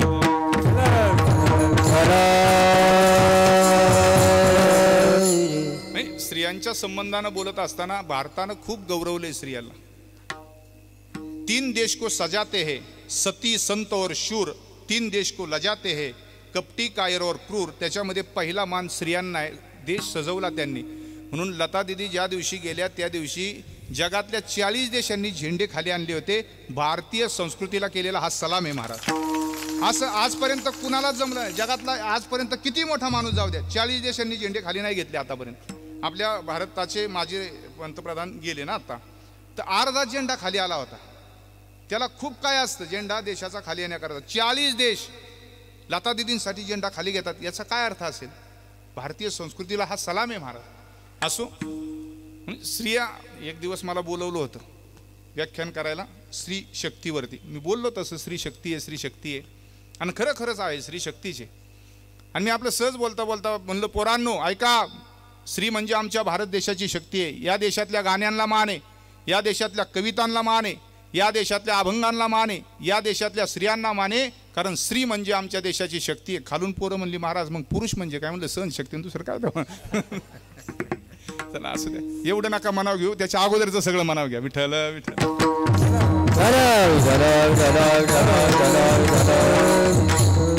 भगवंताची सेवा, आम्हाला विठोबाची सेवा घडली. तुका म्हणे सुख झाले या जीवा, आणि घडेली या सेवा विठोबाची. सांगत नाही फक्त एक गणपती बाप्पाचं इथं अधिष्ठाने, ते सिद्धिविनायक, सगळ्या सिद्धिप्रद. म्हणून ओम नमो गणनायका, सर्व सिद्धी फलदायका, अज्ञान भ्रांती छेदका, बोधरूपा, ज्ञान प्रदान करणारे गणपती बाप्पा तुमच्या माझ्या जीवनातली दुःख संपवणारे आहेत, हरण करणारे आहेत, तुमच्या माझ्या जीवनाला सुख देणारे आहेत. सेवा कुणाचीही करा, विठोबाची काय आणि गणपती बाप्पाची काय. फक्त एक ओवी सांगतो, आधार काय असतो, ग्रंथांची ताकद काय असते.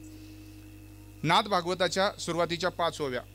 ओम नमो जनार्दना, नाही भव अभव भावना, न देखो निमित्तुवना, नमन श्री चरणा श्री गुराया, नमन श्री एकदंता, एकपणे तुची आता, एकी दाविसी अनेकता, तो झळकत तुझा निजदंतू, तुझ माझी वासू चराचर, म्हणून बोली जे लंबोदर, या लागी सकळांचा सोयरासा चोकार तू होसी, तुझ देखे जो नरू, त्यासी सुखाचा होय संसारू, या लागी विघ्न हरू नामादरू तुझ साजे, हरुष ते वदन गणराया, चारी पुरुषार्थ तुझ्या चारी भुजा, प्रकाशिया अप्रकाशिया ओझा, तो झळकत तुझा निजदंतू. ह्या सुरुवातीच्या 5 ओव्या. जसं माऊलींनी 21 ओव्या सुरुवातीच्या गणपती बाप्पाला वाहिलेल्या दुर्वा, तसं नाथ महाराजांनी सुद्धा सुरुवातीच्या 21 ओव्या गणपती बाप्पाच्याच वर्णनाच्या आहेत. त्याच्यातला अनुभव सांगतो आणि थांबवतो. आता 4 नंबरची ओवी मी इथं गायली. तुझ देखे जो नरू, त्यासी सुखाचा होय संसारू. जो माणूस, जो कोणी गणपती बाप्पाचं दर्शन घेतो त्याच्या जीवनामध्ये सुख प्रदान होतो, त्याचा संसार सुखाचा होतो. या लागी विघ्नहरू, म्हणून नाथ महाराज म्हणतात देवात तुम्हाला विघ्नहर्ता असं म्हणतात. आपण आरती म्हणतो बघा, सुख करता काही लोक दुःख करताच म्हणतात, ते दुःख देणार आहेत का? दुःख हरण करणार, संपवणार आहेत. सुख करता दुःख हरता वार्ता विघ्नाची, म्हणून गणपती बाप्पा विघ्न हरतायत. आपल्यावरती भक्तावरती जर विघ्न आलं तर ते विघ्न पळवून लावतात. हे ज्यांचं सामर्थ्य 4थी ओवी सांगतोय. आम्ही 22 नोव्हेंबर 2024ला पैठणला गेलो होतो नाथ भागवताचे ते हस्तलिखिताची वही पूजन करायला, आणि 6 जण इनोवा गाडीत होतो. अरे शेखर महाराज गाडी चालवत होते, मी बाजूला बसलो होतो इनोवा, पाठीमागे अण्णा वगैरे होते. रांजणगाव गणपती तिथं आलं. मी म्हणलं आता गाडीत बसलो आपण आहे ना, गणपती बाप्पा जवळच आले, एक 10 किलोमीटर अंतर राहिलं होतं, आणि त्या 5 वेळा आपण आहे ना पुन्हा पुन्हा म्हणून सारख्या तेवढेच गणपती बाप्पाचे चला सेवा, बाकी आपण दुर्वा वाहू शकत नाही, पण हे दुर्वा वाहिल्यासारखंच आहे. म्हणून म्हटलं पहिली ओवी 10 वेळा, दुसरी ओवी 10 वेळा, तिसरी ओवी, 4थी ओवी म्हणत होतो, तुझ देखे जो नरू त्यासी सुखाचा होई संसारू, या लागी विघ्न हरू नामाधरू तुझं साजे. 5, 6, 7 वेळा चालली आमची गाडी सुद्धा 100च्या स्पीडला होती इनोवा.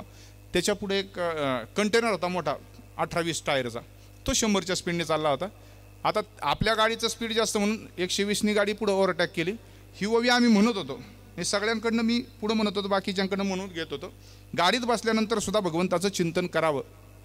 आता नेमकं असं म्हणता म्हणता तुझं देखे जो नरू त्याशी सुखाचा होई संसारू, या लागी विघ्न हरू नामाधरू तुझा साजे, या लागी विघ्न हरू नामाधरू तुझा साजे.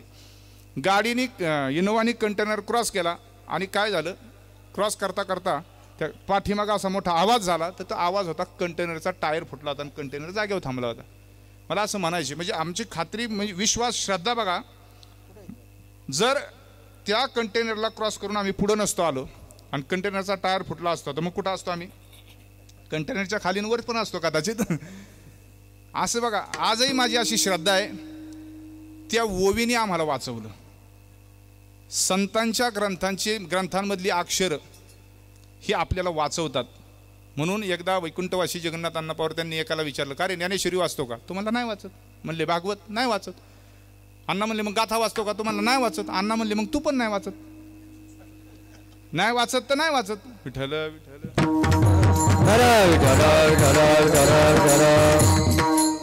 आता विठोबाची सेवा काय, ग्रंथाची सेवा काय, एक ओवी प्रमाणाची सांगतो, थांबतो. 31वा अध्याय नाथ भागवतातला, त्याची अत्यंत गोड ओवी आहे.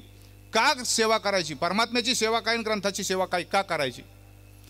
आवचटे जाता कार्यांतरी. आपल्याकडं घराच्या बाहेर पडताना देवाला नमस्कार करण्याची पद्धत आहे. ही पण एक सेवा आहे भगवंताची, प्रार्थना आहे महाराज. प्रार्थनेने तरता येतं आपल्याला. आवचटे जाता कार्यांतरी, दृष्टी पडे एकादशावरी, ते पातक होय रानभरी, दुरी ते दुरी पळाली. याचा अर्थ असा आहे, आपण एखाद्या कामाला घरातून बाहेर पडतोय, जात असताना थोरा मोठ्यांना नमस्कार करावा, देवाला नमस्कार करावा. नाही देवाला नमस्कार करता आला, अजून नाथ महाराज म्हणतात जमलं तर ग्रंथ वाचून जात जा, नाही जमलं तर आपण घराच्या बाहेर पडत असताना ग्रंथ असे ठेवा की बाहेर पडताना आपल्याला ते नजरेला आले पाहिजेत. आणि जर रोज घरातून बाहेर पडताना जर ग्रंथ नजरेला आला तर नाथांचा असा दावा आहे, नाथ महाराज म्हणतात आपण कामाला चाललोय आणि ग्रंथाचं दर्शन घेऊन बाहेर पडलो, अथवा आपली ग्रंथावरती नजर पडली आणि आपण बाहेर गेलो, त्या दिवशी जर आपला ॲक्सिडेंट होणार असेल तर त्या दिवशी आपला अपघात होत नाही. इतकी ताकद ग्रंथांच्या दर्शनाची. ग्रंथांचं दर्शन करणं ही सुद्धा एक सेवा आहे. ज्ञानेश्वर माऊली ज्ञानराज माऊली तुकाराम ज्ञानेश्वर माऊली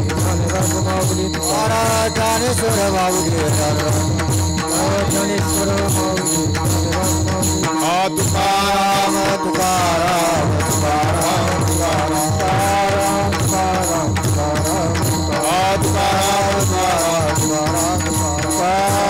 तुकाराम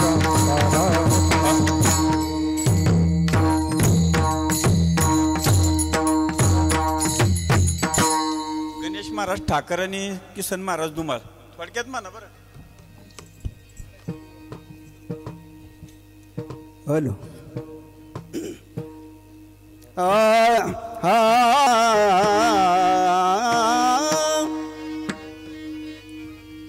तुका म्हणे सुख बहुजान जीवा,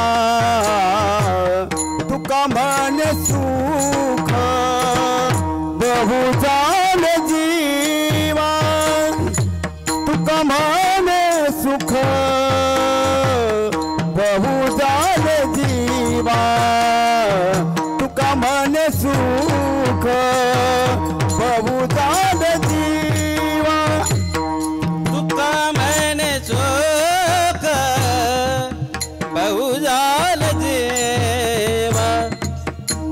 म्हणे चोक गहू झाले जीव तुका म्हणे चोक गहू झाले देव तुका म्हणे चोक गहू झाले देव घडलिया सेवा विठोबाची घडलिया सेवा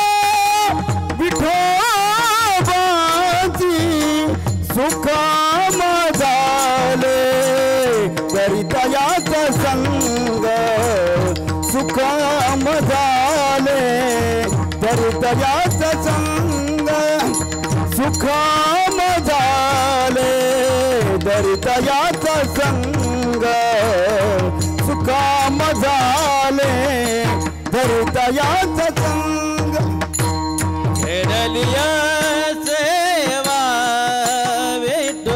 विठोबाची घडलिया सेवा विठोबाचे सुकामा झाले जाचा संग संग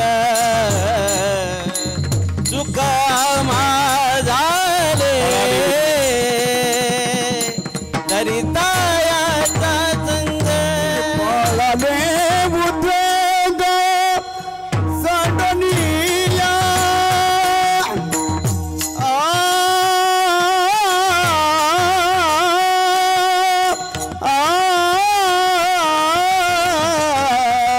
पळाले उद्योग